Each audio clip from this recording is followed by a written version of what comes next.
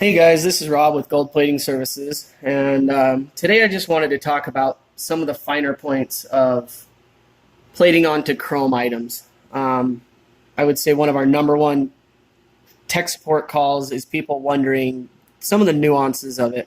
So I just wanted to cover a lot of these are subjects that have been in other videos, but I wanted to elaborate on them a little bit more. So I have this emblem here, and I'm using the Universal Plater Chrome Edition, and I've got it all set up and ready to go with Chrome Stripper, Surface Activator, and our 24K Brush Gold Gel. I prefer the gel for this type of work because it doesn't drip all over the place.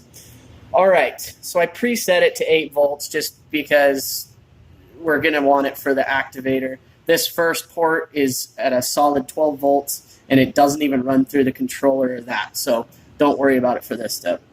All right, so I'm going to just start with a little area right here, and I'm going to strip the chrome. As it's stripping, you see it change to a different color. That's fine, but that does not mean that all the chrome is off. Okay, so this chrome was particularly thin and came off really quickly. I can tell just by looking. But some emblems have really thick chrome, and you're not going to hurt it by doing this too much. That's my point number one. You cannot over chrome strip, but believe me, you can under chrome strip. And if you under chrome strip, you'll have issues, and we'll show that here in a minute. So that's probably good. Now we're going to move on to the next tip. As you rinse, look for anywhere where the water beads up. Notice over here, the beading, that's because of the chrome. Over here, where it stays wet, that's fresh nickel that is stripped well. Now we're going to flip it back to normal plating mode. If you don't flip it to normal plating mode, neither of these two ports will work. You have to flip it back to normal plating mode. We do that on purpose so that people don't ruin the nickel, because if it was in chrome stripping mode and you went on to this activator like this, it would destroy that nickel. Okay, the activator is quick. Just, go over it long enough just to get some of that activator everywhere. And that was at 7 volts while plating is what you want it at. So that usually means put it to 8 before. Now, you got to remember to turn down your voltage for the gold or it will burn. Everybody's made that mistake before. So I'm going to set it to 5 1/4. And we'll just start plating.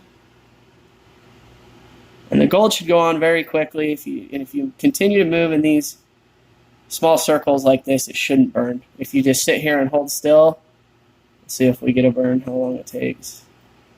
See, the volt I'm at, it didn't even burn. But if I had it a little higher, you can get it to burn instantly, actually.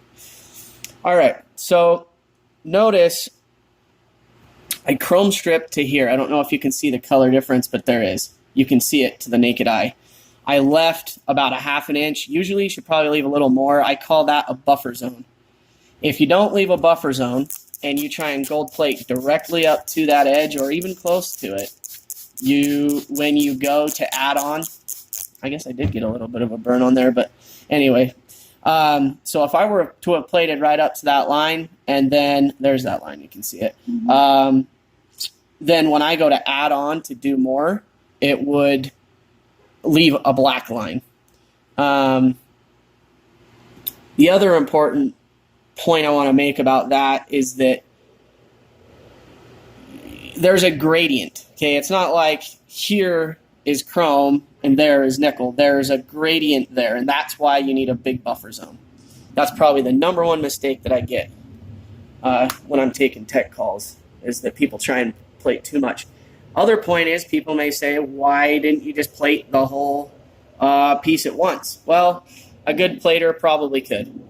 Someone who's done this a lot probably could plate this whole thing in one go, but it's risky. And if you try and plate the whole thing, you may miss an area. You may not get all the chrome off. You may, and then you get a spot in your gold, and then you've got to polish it all off and start over. You're better off doing small sections. Just take my word for it. Here, I went a little shorter on the chrome stripping. Also risky, but if it makes a problem, it's a learning point, so I'm not too worried about it for this video. Now we're activating again, and this is where I chrome stripped over into the gold on purpose. That's another tip I want to give. You always want to strip into the chrome, strip into the gold, activate into the gold, and then gold plate into the gold. And if you do that, you'll have the least chance of having a line. So now let's see how we did with blending these two areas together.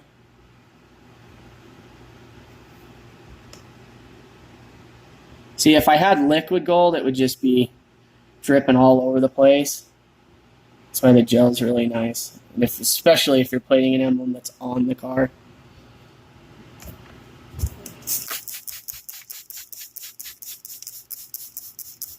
Okay, looking good. All right, we're gonna do this front here, and what I want to do, I'm gonna purposely this chrome is so thin that I don't even know if I'll be able to do it, but let's see what happens on a section if I don't strip enough. Okay, so I'll just hit it. All right, looks good. See, our chrome stripper is so hot, and it's at 12 volts with this particular kit, so that it really rips the chrome off fast, which isn't a bad thing because by any means, because chrome stripping is one of the things that a lot of people complain takes too much time if they don't have a good kit. And then we activate. But if you do, regardless of what happens with this experiment, if you do have an area that looks cloudy or the gold is taking forever to go on, 99% of the time it is because you did not get all the chrome off. And the only way to fix it is to polish it off and start over. Granted, you do only have to polish that area. What else I'm going to do here, because it does look like, even though I tried stripping too quick, it worked. But what I'm going to do is kind of gold plate too far, and let's see if we can get a line.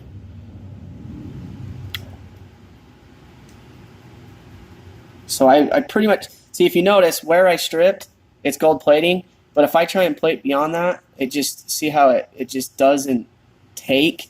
If you're witnessing that, that's chrome every single time, and it will look weird. It'll look splotchy and like torn. Oh, the spray bottle is killing me. See, yeah, I see how there's these streaky marks. That's because it was trying to plate into the chrome. Okay, now let's add on to that and see what happens.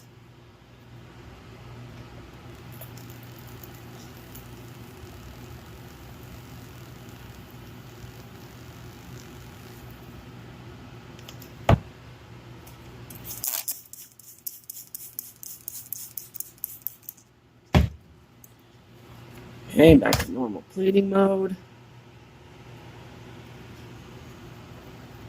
Activate real quick.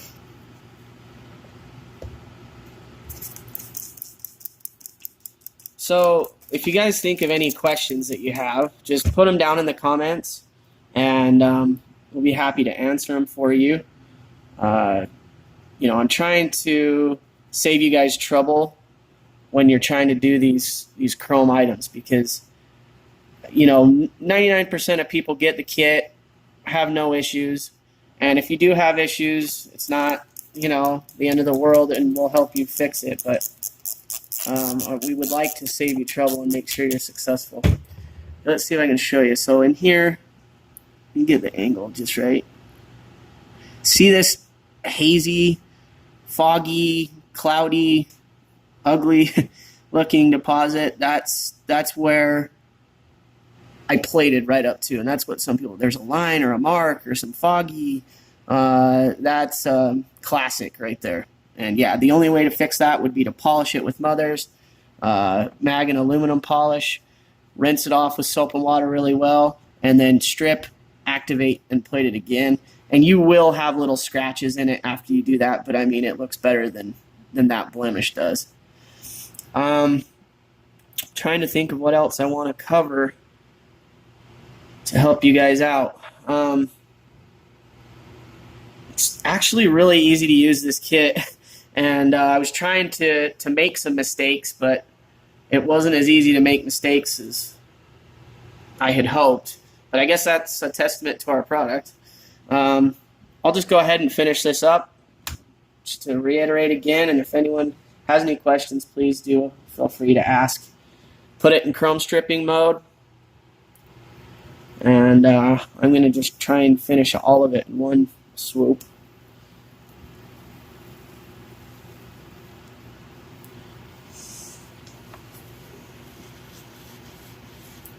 If you're doing a wheel, let's say, that's where really these concepts I'm talking about become important, because there's no way you cannot strip the whole wheel. Okay, there's another question people ask. Why can't I just strip the whole item, just go ahead and strip it all, and then come back and activate it all, and then go ahead and gold plate it all, Or why can't I just strip the whole wheel and then activate little sections and gold plate little sections? I mean, they're valid points, and I have a lot of people who say that they've been told to do that by other platers. Don't do it. The reason is if you strip the entire wheel, let's say, and then you start activating, I'm going to show you in a sec. Let me rinse this off. If let's say this were a wheel, pretend this is a giant wheel. All right, well, we had a little bit of a technical difficulty with the camera. It stopped recording. We didn't realize it. Now I plated the whole thing, but I wanted to finish my point about the wheel sections. So, like I said, you do not want to strip the entire wheel, and because what will happen is if you pretend this is a wheel, you strip it, when you're activating right here, when you take your spray bottle and spray it or rinse it, any activator that gets onto exposed nickel will create dark spots. It corrodes the nickel. So and then when you gold plate, it won't cover up.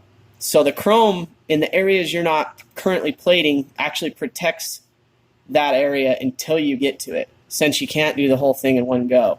So my recommendation, if this was a wheel, I'd break it up into sections about this big. Do like a 5-inch by 5-inch area, probably about the size of your hand. Strip it, the whole thing, and then activate the whole thing, but then only gold plate right up to the rim of it. Don't, like I was just showing before, that's the way to do wheels. Anyway, guys, I'm going to wrap this video up. The Emblem definitely has some mistakes on it, not as many as I expected, but I hope you guys learned something from this video, and thanks for watching. Let me know if you have any questions in the comments below, and have a nice day.